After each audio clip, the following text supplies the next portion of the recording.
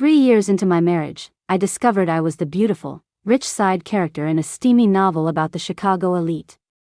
In another 24 hours, my husband from our arranged marriage, Liam, would fall hopelessly in love with the sweet, innocent intern at his company. He'd live for her, he'd die for her, he'd even ground a jumbo jet leaving Chicago for her. Then, they would team up to sell me to a human trafficking ring, where I'd be tortured to death. I decided to make a run for it ahead of schedule. But that night, Liam, who had always been so cold and distant, turned the entire city upside down looking for me. He found me, pinning me against the floor-to-ceiling window with his hand locked on my waist. He traced my earlobe, his voice husky. "My dear wife, just where do you think you're running off to with my child?" I withdrew the last of my money from the bank. The sun was a fiery blaze on the horizon. It was already the end of the workday. The bank manager hemmed and hawed, then finally couldn't help himself. "Mrs. Sterling, if you withdraw this much cash at once, and Mr. Sterling finds out." I widened my eyes. "This is my own money.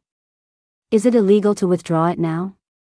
The manager wiped sweat from his brow. "No, not at all, it's just." "Then don't say it," I said, picking up the cash. "Thanks for the advice. Next time, don't." "I'm not interested." I turned to leave, but the manager hurried after me. "Mrs. Sterling, you and Mr. Sterling never signed a prenup, so your assets are shared. There's no way you can hide a withdrawal this large from him." I was so over it. "If he finds out, he finds out," I said without turning back. "I don't care. God knows, I was about to die. Who gives a damn about hiding anything?" It was just 2 days ago that I'd woken up. I was the other woman in a trashy romance novel. The original story was as smutty as it was insane. The male lead was a ruthless, cold, and quiet CEO of a public company.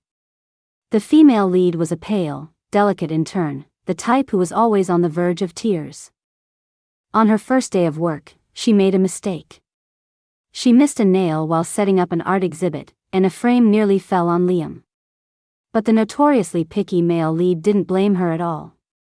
Instead, he just calmly reassured her, "It's fine." One thing led to another, and the brooding, alpha CEO discovered that this innocent little flower of a girl had a way of calming his inner turmoil. And so, the two of them started hooking up like crazy in all sorts of places. Before long, the CEO's wife from the arranged marriage sensed something was wrong and stormed into the office to cause a scene. The male lead, utterly disgusted, threw a single line at her, "This was just a business arrangement. The sight of you makes me sick." Then he turned and walked toward his little flower, never looking back. But the wife had known Liam since they were kids and had been obsessed with him for years. She refused to let go. The three of them were tangled up for hundreds of chapters. The female lead went through a series of tear-jerking events. Getting pregnant, quitting her job, getting slapped, and fleeing to Los Angeles to have the baby. Before finally getting back together with the male lead. The female rival was finally written out of the story. Her family went bankrupt, she was sold off to a cartel in Mexico, and she died a horrific, abused death in a foreign land. Right. I'm the wife from the arranged marriage. I'm the evil other woman. I'm the zombie obstacle on the main character's path to true love, a crucial part of their foreplay. And now, there were only 24 hours left until Liam attended that art exhibit and met the love of his life. I decided to speed things up. First, I'd move all the money I could. When Liam got home, I was squatting in the walk-in closet. I was on the phone with my bestie, discussing what to do with my money. She was stunned for a long moment before she shrieked. "You want to transfer your assets to me? Are you insane? You know what his family is like. He's got connections everywhere, legit and shady. He'd have the whole city hunting me down." I was calm. "He won't. This is all under my name. It's all legal." "But," she said, confused, "last year you were talking about saving up all your money to support the great Liam Sterling. You were going to give him your life, your money, everything. What happened?" Did you just fall out of love overnight? I frowned. Did I say that? My bestie said, of course. You were so in love with Liam. You said you'd die without him. Oh, I said, casually shoving my Hermes bags into a suitcase. I went along with it. Who knows? I guess I was just pathetic back then. My bestie, that's when Liam walked in. He must have only heard the last half of our conversation. The tall man stood over me, pausing for a beat before his eyes swept over the mess on the floor. He slowly looked up and asked, "What new game are you playing now?"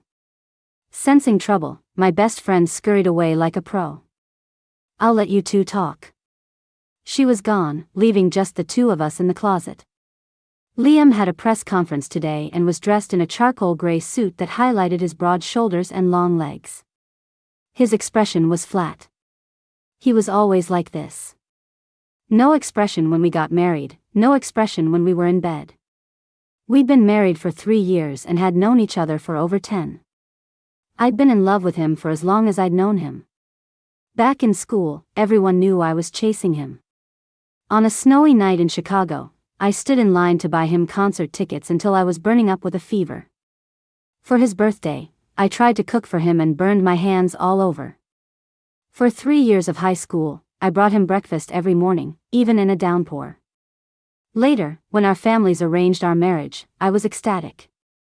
I celebrated by setting off a massive fireworks display for him over Lake Michigan. But in the end, all he gave me from the crowd was a single, indifferent glance. I could never melt his icy heart. I never knew why before, but I did now. Because in the story's plot, I was never the one who could stir his emotions. "I have too many clothes," I said, closing a suitcase. "Just tidying up." Liam glanced at me. "Tidying up? By clearing out all the money in your name?" His expression was neutral as he loosened his tie with one hand, a hint of impatience in the gesture. "Are you hiding some boy toy behind my back?" I frowned. "No. Why would you think that?" Hearing my denial, his face went back to being cold. "Good. I don't want any problems in our marriage. It would hit the trending topics and affect the stock price." So, he didn't actually care about a boy toy.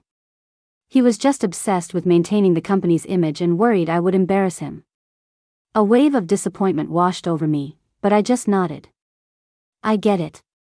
You're going out of town tomorrow for that art exhibit?" Did you ask my assistant about my schedule?" "No." I paused, looking out the window. A storm was brewing. I lowered my eyes. "I'm just going to finish packing my clothes." Liam was especially rough that night. He was always like this before a business trip. I was exhausted but too tired to fight back. Besides, there wouldn't be a next time. From now on, he could go wear out the main character. The next 200 chapters would see them all over the place, from the office to the cafeteria. Everywhere was about to become their playground. I slept until the afternoon.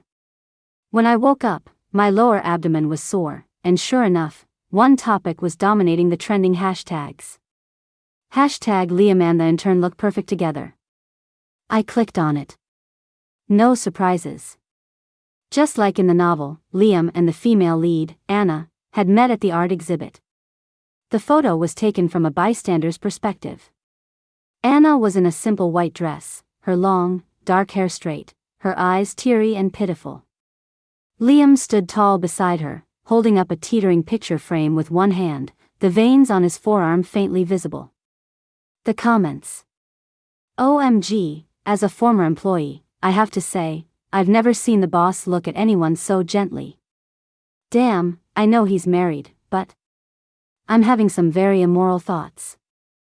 I get it. They have this insane chemistry. I'm just gonna ship it for 1 second, just 1 SEC. 1 SEC is fine, right? I rested my chin on my hand, soaking in the bathtub. As I washed away what Liam had left inside me, I kept scrolling.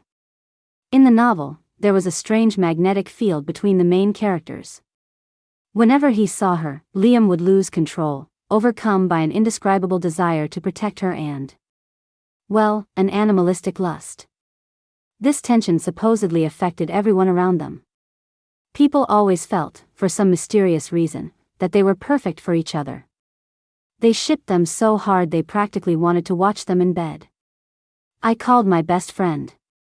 "Did you get the things I asked you to prepare?" My friend hesitated. "Are you really going through with this? You're not going to stay with him? Or what?" "I just thought you two were having a fight." I said lazily, "Have you seen the news?" "I have. But, come on, it's not like he actually cheated." I thought for a moment. "Then just wait. I'll put on a little show for you." With that, I opened my contacts and dialed Liam's number. It rang for a long time before he picked up. It was noisy on his end. I could hear the buzz of the art gallery and the light laughter of a young woman in the background. Liam's tone was still cold, but noticeably more relaxed than when he was at home. "What's up?" he asked. I hesitated, stammering, "Liam, what if? What if I were pregnant?" Liam cut me off, his voice turning to ice. "Get rid of it for now." I'd guessed he'd say that. But his choice of words still stunned me. "For now?" My trip got extended. "I won't be back for another week," Liam said, his voice tight with restraint. "Go get the procedure done yourself. We can talk about any problems when I get back." Then he hung up. In the original novel, Liam and his ex-wife did have a child. But he acted as if he'd been cursed, refusing to believe the child was his. Over the hundreds of chapters where the main couple brutally tormented the female rival, they made her take 3 paternity tests. The first time, the sample was damaged, and the test failed. The second time, the results were switched, showing the child wasn't his. The third time, Liam looked at the report and still didn't believe it, convinced it was a fake. I touched my stomach, lost in thought. My little one. My sweet, precious baby. You can't grow up in a plot this idiotic. Liam didn't know I wasn't just testing him. I really was pregnant. I'd found out just 2 days ago. When I saw the 2 lines on the test, I was so happy, thinking I'd tell him the good news the moment he got home. But he never came home before my awareness as a side character kicked in. Now, for the sake of this child, and to avoid being sold to a cartel, I had to run. After hearing the phone call, my best friend screamed in fury. "That bastard Liam. Is he even human? I let it slide before, but you're married. What the hell kind of thing is that to say?" He's just that kind of person," I said. She exploded. "Run. I'll get you a fake ID right now. We'll get you out of there and leave him in the dust." I wrapped a towel around myself and left the bathroom. Walking down the hallway, I passed our wedding photos. A huge oil painting, like a beautiful dream, unfolded in my peripheral vision, enveloping me. I felt a moment of daze. For the past 3 years, we had shared a bed. I had given him the best years of my life. And he had remained unmoved.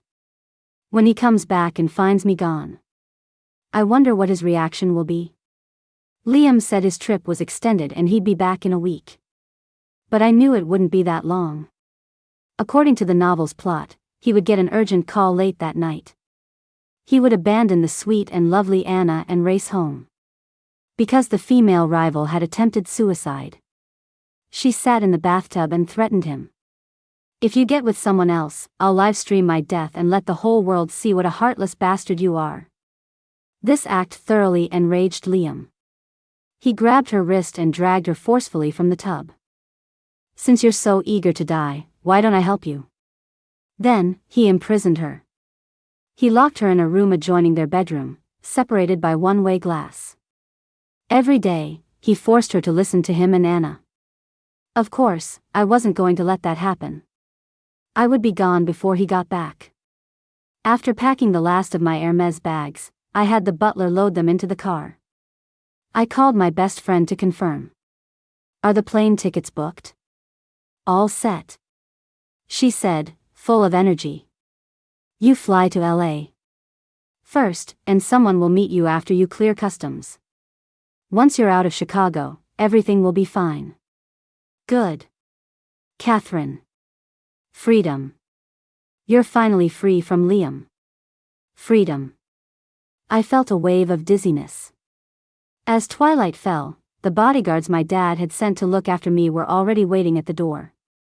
I went upstairs one last time, walking through the home Liam and I had shared, and opened the nightstand drawer. I took my passport and ID. From the time I was 15, when I first met Liam and started orbiting him, asking again and again. You really don't like me? I'm so cute. Just look at me a little more. Maybe you'll start to like me if you see me enough. To now, at 25, leaving this place with nothing. He never needed someone to wait in line all night in the snow to buy him concert tickets, nor did he need a birthday cake with sloppily piped frosting. He was born with a silver spoon, the protagonist of the novel. He lacked for nothing, including my love. I decided to take that love back. The traffic on the way to the airport was terrible. I'd been feeling a little melancholic, but the gridlock completely killed the mood. As the minutes ticked by, I started to get anxious. Can't you go any faster? The bodyguard replied, Ma'am, Chicago traffic is always like this. Please be patient. I looked at the biceps bulging under his uniform, swallowed the nagging words on the tip of my tongue, and said, Fine. It wasn't about the flight. Worst case, I could just rebook the ticket. But if I didn't leave soon, Liam would be back. If he found the house empty, who knew what would happen? What if the plot was unchangeable? Was I really going to be locked in the room next door, forced to listen to him and Anna day and night? I made a snap decision. No, if the freeway is jammed, we're not taking it. Turn around. The bodyguard said, But ma'am, the other route is still under construction, and hardly anyone ever. Go. Take that one. He was forced to change direction. As we entered a dark, unlit side road, the car slowed down. Faster, I urged. And in that moment, everything changed. The next second, a Maybach came speeding out of another side path in the woods. It slammed directly into my car. A blinding flash of light. I was thrown hard against the airbag. It took a moment for the sharp pain to register in my head. My vision was a blur of red. I struggled to lift my head and barely made out the Maybach's license plate. It started with an Illinois plate. It was Liam's car. He was back. With Anna. Anna. Liam wasn't badly hurt. He scrambled out of the car, his long legs moving hastily, cradling a small girl in a white dress. I had never seen him so disheveled and frantic. His shirt and jaw were stained with blood, and his hand was protectively shielding the girl's head. As if he was afraid she was in pain. And afraid she was cold. Anna, don't fall asleep, Liam urged desperately. We're not far from the freeway. I'll get you to a hospital. Liam. Anna, he said. I'm here. You're going to be okay. Pain. My head hurt so much. I couldn't tell where the pain was coming from. So, Liam wasn't numb and incapable of love after all. He knew how to protect someone, to cradle them in his palm and cherish them. When an accident happened, he would shield them without a second thought. He just didn't love me.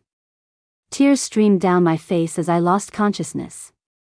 A pair of strong hands propped me up. Ma'am?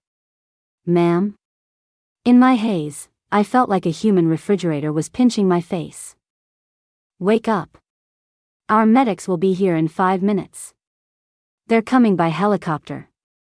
All those bicep curls weren't for nothing. He was pinching me so hard I teared up. Gently, I whimpered. He cautiously pulled his hand back. But I was still in pain. As he held me, I managed to get out, You. Save. My baby. What? I took a deep breath. The baby. With that, everything went black. I was in a coma for 2 weeks. When I woke up from the car crash, I was in Seattle. On the other side of the ocean, the birds were singing, the flowers were blooming, and the hospital room was filled with golden sunlight. The world was peaceful. And my baby was still alive. I swear, you're going to be the death of me. My lovable idiot of a best friend sat by my bed. She was peeling an apple while repeating for the 5th time, "You know, Jason thought you'd scrambled your brain. He said you were grabbing him and calling him mama." She continued, "When the medics got there, this 6'3" giant was frantically yelling at them to check your head first." Ha ha ha ha ha. "That's enough," I said. I coolly pushed her away. "You've been laughing about this for a month. Don't you have anything else to laugh about?" Jason was my bodyguard. I heard he was the one who got me onto the helicopter. I felt terrible. Luckily, he wasn't seriously injured. Just a scraped arm that healed after some rest. As a thank you, my grandfather gave him an oceanfront condo in Seattle. "Still, I'm glad you're okay," my friend said, putting down the apple. "And your little baby is so strong." "He is," I said, a warmth spreading through me as I touched my belly. "I've already picked a name. I'm calling him Rocky." If Liam heard that name, he'd have a complete meltdown. Her mouth twitched. Then she remembered something. "By the way, did you hear? After your accident, Liam apparently went crazy." "I don't know," I interrupted, looking down. "And I don't want to know. Let all things related to Liam stay in Chicago. He had nothing to do with me anymore." The following spring, my little Rocky was born in Seattle. He was the first child of his generation in my family, so my grandparents, cousins, and everyone else were fighting to name him. But I still liked calling him Rocky. By the time he was 3, he was already a handsome little boy. He had fair skin and big, dark, round eyes, like a little gentleman. A very distinctively Asian face. But his personality was a million times better than his father's. At preschool, all the kids wanted to be on his team for games. But the inevitable finally came. One day, he came home from school, backpack on, and sidled up to me worriedly. "Mommy." He hesitated. "How come everyone else has a daddy, but I don't?" "Honey, listen to mommy," I said, picking him up and ruffling his hair patiently. "We humans are very fragile. When we've lived long enough, we die. We disappear from the world. What does that have to do with Daddy? He died. Does that mean I'll never see him?" The little guy's words were halting, and his 2 tiny arms clung to my neck. He suddenly looked so pitiful. His face was about 60% Liam. A perfect mini Liam. My heart softened. I sighed. "Okay, maybe you still can." He disappeared, but not completely. He just went to live on a star. "So we'll meet again?" "Maybe," I said, thinking for a moment before adding guiltily, "He'll come back once we find the Trisolarans." At that moment, I had no idea. That because of that one off-the-cuff, ridiculous sentence. I was raising a future astronomer. But that's a story for another time. After I said that, 3.5-year-old mini Liam hugged my neck tightly. "Mommy, don't go to the stars." "Okay," I said, my heart melting into a puddle. "Mommy won't go. Mommy will stay with you. Mommy will protect you. No one will ever take you away from me." In my 4th year away from Chicago, I officially took over a part of the family business. The plot seemed to have completely diverged from the novel. I had someone look into Anna's situation. She was juggling a possessive, moody movie star, a younger personal trainer, and a charming but depraved professor. She seemed pretty happy too. The original book was a reverse harem novel, and Liam had the best chance of winning among the male leads. For some reason, he hadn't ended up with the original female lead. I never asked about Liam. He was like an old scar in my heart, covered by a bandage, never seeing the light of day, always raw and bleeding underneath. There was no healing, no recovery. In the 5th year, I took my little guy to a business reception. He'd learned to run wild that year, and I couldn't hold him back. Slow down. My son said, Mommy, Mr. Larson just said hi to you, but you didn't even see him. Let's go find him again, just to say hello. Huh? Which Larson? The one from Larson Industries. The super meticulous one, whose bid documents are always clean, no fingerprints, no folded corners. And the executive from Shaw Corp, he was walking with the younger MS. Vance just now and glanced our way. Mommy, are you even listening? Aren't you here to network? Hold on. Are business smarts genetic? Could Liam's genes really be this terrifying? Just don't run around, I said, at a loss for words. Find a place to play. If you want something to eat, ask Jason. Don't drink too many cold drinks, understand? My son pouted. Okay. I patted his head. By the time I finished my work, the reception was winding down. I hurried back and found little Rocky sitting by the window. The chair was too high, and his short legs dangled back and forth. With his back to me, he was speaking seriously. My mommy's name is Catherine, and she's the most beautiful woman in Seattle.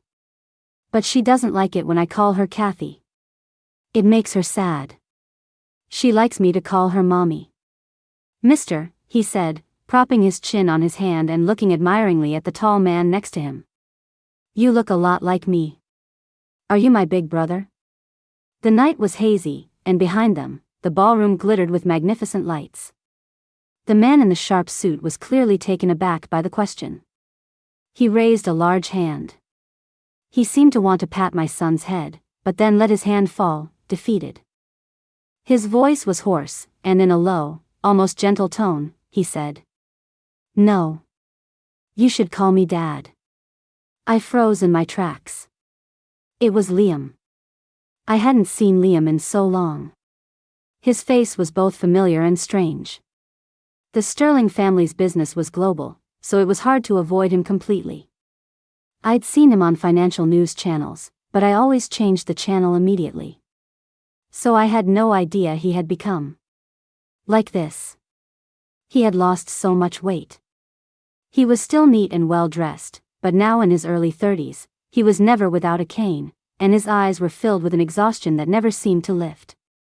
None of the swagger from his younger years remained. Sitting across from me, he radiated an aura of loneliness. Aren't you going to explain? I snapped back to reality. The car crash, the fake death, disappearing without a trace. Liam gave a bitter smile. I was at the hospital until the next day before I found out you were the one I'd hit. I went back to look for you immediately, but they told me you were dead. How could that be? He murmured. I had to see you, dead or alive. I didn't believe it, so I kept searching. But I couldn't find you anywhere. It was as if the person named Catherine had vanished from the face of the earth. He had shattered his left kneecap and suffered a comminuted fracture in his right shoulder in the crash. He dragged his broken body to LA. To see my father. But he was turned away at the door. My feelings were complicated. What were you looking for me for? You're my wife. Shouldn't I have been looking for you? But we had no feelings for each other, I reminded him. Liam, to you, I was a burden. Why would you think that? If it weren't for me, you could have been with Anna. That's not it, Liam said, his eyes filled with a painful struggle. Kathy, it wasn't what you thought back then. I did plan to be with Anna, but that was because. Mommy, a small voice came from behind me. Little Rocky, having finished his pumpkin cookies, trotted over. He peeked his head out. I washed my hands. Am I interrupting your chat? Not at all. Your timing is perfect, I said, immediately scooping him into my arms. Mommy's done talking to this strange man. We can go now. Rocky, are you still hungry? How about Mommy makes you some sweet rice balls and wine soup when we get home? Liam's body tensed. Rocky. He said, his name is Liam Rocky? None of your business. My son said, I'm not hungry anymore. Mommy, I want to walk by myself. For once, I was firm. No. Why not? There are too many people today. I'm afraid you'll get snatched. But from now on, don't just claim random relatives outside. This man is not your big brother, okay? My son looked a little hurt and fell silent. I leaned in and kissed him. I'm sorry, Mommy's tone was harsh. I'm just trying to talk it over with you. Mommy loves you no matter what. He immediately changed his tune. I love Mommy too. I'll be better. He turned to Liam. I'm sorry, mister. I shouldn't have called you that. Liam chuckled. It's okay, little guy. He said, Kathy, you've raised our son very well. He's my son. He has nothing to do with you. Kathy. Don't call me that, I said. I stopped using that name a long time ago. If this is for work, you can call me Catherine. Liam took up residence in Seattle. He brought his laptop, sometimes working downstairs from my office, other times sitting in the third-floor coffee shop for an entire afternoon. I knew he was waiting for me. But I had no intention of seeing him. The girls at the office talked about it every day. OMG, did you see? That hot exec downstairs is wearing gold-rimmed glasses today. What a devastatingly handsome, intellectual stud. I could just eat him up. Calm down, that's Liam Sterling, CEO of Sterling Industries, our business partner. Huh? Does a CEO really come to work every day, rain or shine? And isn't his leg injured? He looks like he's in pain. Damn, that makes him even hotter.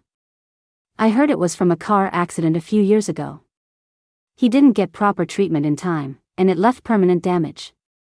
Why? Well, the rumor I heard was that he was chasing after his ex-wife. I walked past them. The girls instantly fell silent. That evening, I picked up my son for dinner. The moment he got in the car, he snuggled into my arms. Mommy, I saw that man from before, today. Weren't you at the amusement park today? Yeah, right under the Ferris wheel. He said the human fleet found the Trisolarans and is on its way back from deep space. And that the Red Coast base is being built in Chicago. He said if I go back with him, I can find my daddy. Me? Wow, that's some breaking news. I had no idea. What else did he say? Nothing. I told him if I had a daddy, I'd want to ride on his shoulders. And then? He said he'd let me once his leg heals. I unbuckled my seatbelt. Jason, keep an eye on the young master. Jason said, of course. Miss, where are you going? I pulled the car door open. To find my good-for-nothing ex-husband. Calling him an ex-husband wasn't entirely accurate. We had never officially divorced. Late at night, in the coffee shop. Liam arrived, fashionably late. You finally agreed to see me. It was raining. He leaned on his cane, a dark overcoat worn over his suit, giving him a more refined air than before. I cut to the chase. Don't tell my son strange things. For example, that humans have found the Trisolarans. You're the one who said that, Liam said, pausing slightly before continuing slowly. Or would you rather I tell him that there are no Trisolarans, that his mother abandoned his father and made up a lie to deceive him? When did I abandon you? Don't you dare twist things around. You did. I came back from my trip, and you didn't want me anymore. Liam, I sighed, not understanding what he was even trying to argue about. You know exactly why. You said you didn't want the child. As soon as the words left my mouth, silence fell between us. The Seattle rain grew heavier, blurring the world outside like tears. Liam stared at me for a long time, his eyes once again filled with that familiar struggle. But this time, it was as if he'd made a decision. He said, Kathy, I'm not crazy. But I have a story, and you have to hear it to the end. I'm listening. We're living in a novel, he began, his voice low and deliberate. I was once bound to a system that required me to win over the female lead, Anna. Liam's awakening happened the year we first met. I was a freshman in high school that year. I was late on the first day of the new semester and was climbing over the wall when I ran right into him, on hall monitor duty. He stood there in the morning light, cool, aloof, and pristine. He asked me, completely devoid of emotion, "What's your name?" I was curious. "You don't know me?" Liam glanced up. "Should I?" I pushed past him and ran. "Then why should I tell you my name? I'm not an idiot." But that day, during the lunch break, he brought the dean of students and went from classroom to classroom. He dragged me right out. "That's her," he said, pointing a finger at me, his face a mask. "She was late, climbed the wall, skipped attendance, and pushed me." Me. I was given detention. When Liam walked by, my posse of troublemaker friends seized the opportunity to heckle him, blocking his path. I asked him, "Why are you so obsessed with this? Don't tell me you have a crush on me, Mr. Genius?" Back then, Liam was famous for his looks and his family background. He was a straight-A student who seemed above it all. He didn't know me. But we all knew him. "Boring," he said coolly. I rolled up my sleeves. "Hold him, guys. You think you can just get me detention and walk away?" Liam lifted his eyes and gave me a flat look. God knows. In that second, I saw the most beautiful eyes. My heart skipped a beat. "Liam, since you have a crush on me, how about I chase you instead?" Liam frowned. "You." It's settled. "Liam. I'm going to start chasing you. And when I catch you, you have to climb the school wall with me." It was that night. On his way home, a mechanical voice sounded in Liam's head. "Warning, warning. Plot deviation detected. Host must return to the main storyline immediately. Importing novel plot." Liam stood on the side of the road from dusk until the stars filled the sky. In his mind, he lived through his entire life. At first, he was calm. "I don't know anyone named Anna." The system replied, "Exactly. The female lead won't appear for another 10 years. Before she shows up, you can't fall for any other woman." Or what? This world exists because of the female lead. If you fall for someone else, the world will collapse. What does collapse mean? A lot of people will die, you know. Liam scoffed, not believing a word. "You might as well tell me you're Napoleon." The next day, right in front of him, I fell from the 3rd floor. Head first. I landed right at his feet. I remembered that incident. Because I almost died. I had been standing in the hallway, perfectly fine. Somehow, I just fell. Afterward, I was in the ICU for 3 weeks, and my family was told twice that I might not make it. When I recovered, even the doctors were baffled. They called it a medical miracle. At the time, my grandfather had asked me, "What happened? Did someone push you?" I shook my head. No. But it was strange. I suddenly heard all these voices in my head, telling me to jump. That terrified my grandfather. He had the house exorcised for 7 straight days. Later, after I became aware of my role as the female rival, I specifically looked up this part. But the original novel never mentioned it. Now, I finally understood why. Because it wasn't part of the plot. It was a punishment for Liam's disobedience. And a warning. He sat outside my ICU room, praying uselessly through the night.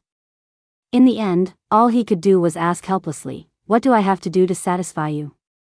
The system told him, "Don't resist. Just follow the novel's plot." So, Liam. He thought to himself. For the next 10 years. Before Anna appeared. You are not to give Catherine any response. You remember that? Any at all? In Seattle, the rain whispered endlessly. I was completely stunned. But you're not with Anna now, and the world hasn't collapsed. Because 5 years ago, Liam said, his gaze deep, I really thought you were dead. He didn't believe it at first. But he couldn't find me. Nowhere. When he came back from LA. His doctor told him his leg injury was deteriorating rapidly and he needed to be hospitalized immediately. He remembered the 15-year-old girl who had jumped from the 3rd floor. Maybe the system had a way of completely erasing a person. He suddenly broke. Get out. The doctor said, Mr. Sterling? All of you, get out. Treat my ass. I'm done with treatment. Get out. He smashed the equipment in his room. He drank himself into a stupor night after night. Anna timidly came to comfort him. He shoved her away. This is all because of you. Anna, completely bewildered, had tears welling up in her eyes. Liam gave a bitter laugh. Never mind. It's not your fault. You don't know anything. He murmured, the one who should have died wasn't her. It was me. If she's dead, then nothing I did mattered. Anna, he said, defeated. I never liked you. You should go. Go anywhere, just don't come back. Anna was silent for a moment, and then she really left. Liam leaned against the window, quietly waiting for the world to end. But when he opened his eyes the next day, the sun was still shining brightly. Anna walked into the room and asked, Are you awake? Liam said, Yeah. She said, About what you said last night when you were drunk, about the trashy novel. If it's true, I have a solution. What? In this reverse harem novel, there are 3 other male leads. You help me find them, and I'll set you free. She added playfully, This is the female lead's decision. The female lead is dumping you. Liam agreed to the deal. His original plan had been to get close to Anna, convince her to help him, and then change the plot. My death had made him want to give up and had derailed that plan. But now that Anna had proposed it herself, he decided to help her. However, in the novel, the names of the other 3 male leads were incredibly vague and random. It took him over 3 years just to find them. In the 4th year, he received 2 pieces of information. Catherine wasn't dead. And Catherine had a child. After hearing the whole story, I couldn't process it for a long time. Kathy, Liam said, reaching out to touch my cheek with his thumb. Come home with me, okay? Only then did I realize my face was wet with tears. So, whose fault was it? Anna hadn't done anything wrong. She was just as clueless as I was. The fault lay with the system. With fate. It was late, and Liam insisted on walking me home. It's too late for you to be out alone. I'm worried. I didn't stop him. How did you hurt your leg? He was calm. The car accident. I had a bad doctor. It didn't heal right. Huh. But I heard from my colleagues that you got the permanent injury because you were chasing your ex-wife while you were still hurt. Liam looked away, flustered. Let's talk about Rocky. Have you considered changing his name? I don't think so. He likes it when I call him Rocky. Besides, he's a lot tougher than your leg. Kathy, when you say things like that, people might think I can't perform. Well, it's true, isn't it? I blinked. How would I know if you can or not? Liam carried me into the house over his shoulder. He had an old injury in his shoulder blade, but he was just as strong as ever. As he kissed me, it suddenly occurred to me, my son's room is right next door. Don't wake him up. Liam whispered in my ear, then you'll have to be a little quieter, my dear. Wait. Wait a second. His fingers moved to my collar, and I suddenly remembered something else important. Also, your system. Can it hear us? You know? Liam sighed in exasperation. The system has been dormant for a long time. It hasn't shown up once since you disappeared 5 years ago. It was this change that made Liam feel that the plot had been well and truly altered. I spread out like a starfish. Fine, then. Go ahead. Kathy, I've missed you so much, Liam rasped, his hands gripping my waist. I love you. My son adored his new daddy. Every time he saw Liam, he would cling to him and ask, Mister, when are we going to see the Red Coast base? Liam was patient. Once Mommy finishes her work, our family will go back to Chicago together. We'll go see it first thing. My son cheered, yay. But, Liam asked, confused, why do you still call me Mister? You haven't been made official yet, my son said, his mind sharp as a tack. Mommy said I can't just go around claiming relatives. So, what do I have to do? You have to work for it, my son said with a pout. A lot of guys are trying to date my mom. Besides looking like me, what other advantages do you have? None. So you have to try even harder. Liam burst out laughing. As soon as I walked out of my office, I saw the two of them, one big and one small. Liam was holding a cotton candy and a teddy bear backpack while my son, with a serious expression, was lecturing his biological father. I walked over and took my son's hand. You got out of school early today? Did you have fun? Yeah, it was the first time a mister who looks like my daddy picked me up. My son looked at me with pleading eyes. I smiled. That's nice of the mister. Did you thank him? The mister got his revenge that night. I was teary-eyed. That whole story about your leg being injured. Was that just an act to get sympathy? Liam chuckled deeply. An act? Can't you feel whether it is or not? I was starting to lose it. Where did you learn all these new moves? The time I read the original novel, I memorized everything the main characters did. He paused. I just decided to swap out the main character for the real thing.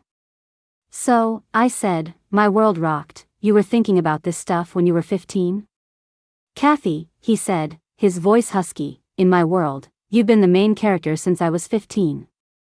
The next year, Liam and I returned to Chicago and got married again. The wedding was magnificent. I was surprised to see Anna there. She was even more beautiful than before. After leaving the corporate world, she had gone back to school, pursuing 2 degrees while juggling her 3 male leads. I expressed my gratitude to her. Thank you for being willing to change the plot. Anna stuck out her tongue and smiled. It was nothing.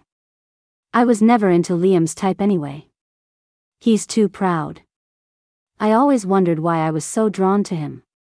Then I found out what was really going on. Trashy novels really mess you up.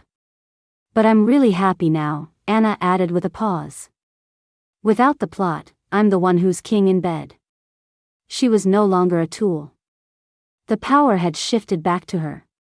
I said with genuine sincerity, that's wonderful. Mommy. A knock came from outside the dressing room. Are you in there? It's time to come out. Anna, I have to go, I said, standing up and hugging her. Anna, I wish you eternal freedom. Anna replied, you too. Outside, the sky was high and the clouds were clear. Amidst the lush greenery and blooming flowers, Liam, dressed in a white suit, turned around in the sunlight. His gaze crossed a decade of time.